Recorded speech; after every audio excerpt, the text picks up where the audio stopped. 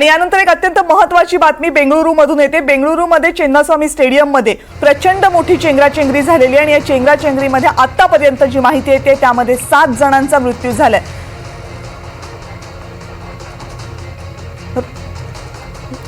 आरसीबीच्या विजयाचा जल्लोष याच ठिकाणी साजरा होत होता। सगळेजण आनंदात होते, गर्दी प्रचंड मोठी होती। मात्र काहीच वेळात इथे चेंगराचेंगरी झाली आणि त्यानंतर अनर्थ घडलाय। या संदर्भातली आणखीन माहिती माझे सहकारी मयूर बोरसे आपल्याला देत आहेत। मयूर, पंजाब विरुद्ध ऐतिहासिक विजय मिळून पहिल्यांदाच आरसीबीच्या फॅन्सना आनंद साजरा करायची वेळ आली होती। त्या आनंदात विरजन पडल्याची घटना आता घडली आहे। 7 जणांचा दुर्दैवी मृत्यू झालाय या घटनेत। पोलिसांकडून गर्दीला आवरताना लाठीचार्ज सौम्य प्रकारात करण्यात आला। आपण व्हिज्युअल्स मध्ये तो बघू शकत असू आता। तर त्या लाठीचार्ज नंतर गर्दी अनकंट्रोल झाली आणि त्याच्यानंतर 7 जणांना आपले प्राण गमवावे लागलेत। आता हा आकडा अत्यंत प्राथमिक स्वरूपाचा आहे। हा आकडा वाढण्याची भीती आहे। बरेच जण गंभीर आहेत। मैदानाच्या बाहेर गेटला ही घटना घडल्याचं वृत्त आहे, पण आता ऑफिशियली 7 असा आकडा आहे। पण त्याच्यात हे घडलंय कसं? म्हणजे लोक आतमध्ये स्टेडियम मध्ये येत होते तेव्हा घडलंय की स्टेडियम मधनं बाहेर जाताना घडलंय? या संदर्भातली काही माहिती मिळाली आहे? अहमदाबाद मधून परतल्यानंतर आज आरसीबीचा संघ चिन्नास्वामी स्टेडियम मध्ये हजारोंच्या संख्येने उपस्थित होता। या मैदानात आज त्यांची विजयी परेड निघणार होती आणि यासाठी सर्वच म्हणजे संघ व्यवस्थापन आणि खेळाडू सगळेच आज तिथे दाखल झाले होते। त्यानंतर विजयी परेड साठी सगळे खेळाडू मैदानात येणार होते। त्याआधीच सकाळपासूनच हे मैदान तुडुंब भरलं होतं।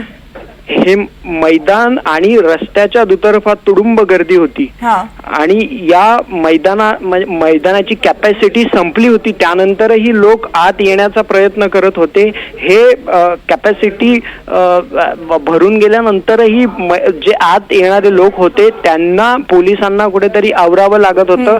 आणि या आता एक मला सांगा की स्टेडियम मध्ये खेळाडू आले होते की नव्हते जेव्हा ही चेंगराचेंगरी झाली? खेळाडू अजून स्टेडियम मध्ये पोहोचलेले नाहीत।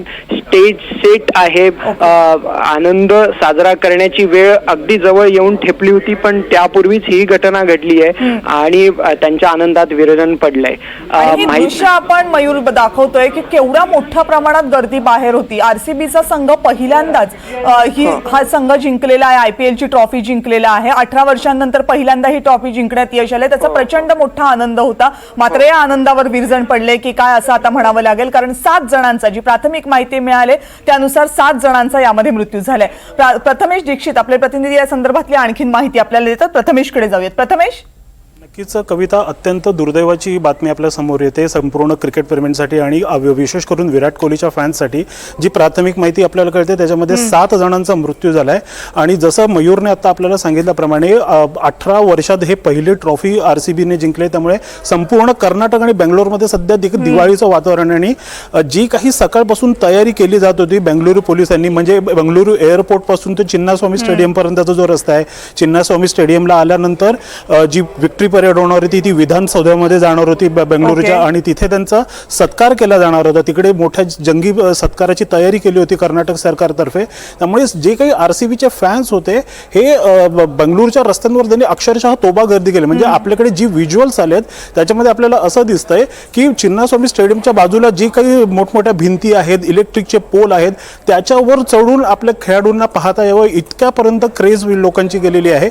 आणि जी आता आपल्याला माहिती कळते की या क्राऊडला कंट्रोल करण्यासाठी पोलिसांनी जो लाठीमार केला, या लाठीमारामध्ये ती थोडीशी चेंगराचेंगरी आणि भगदड झाली आणि त्याच्यात हे 7 जणांचा दुर्दैवी मृत्यू झाल्याचं कळतंय। कविता,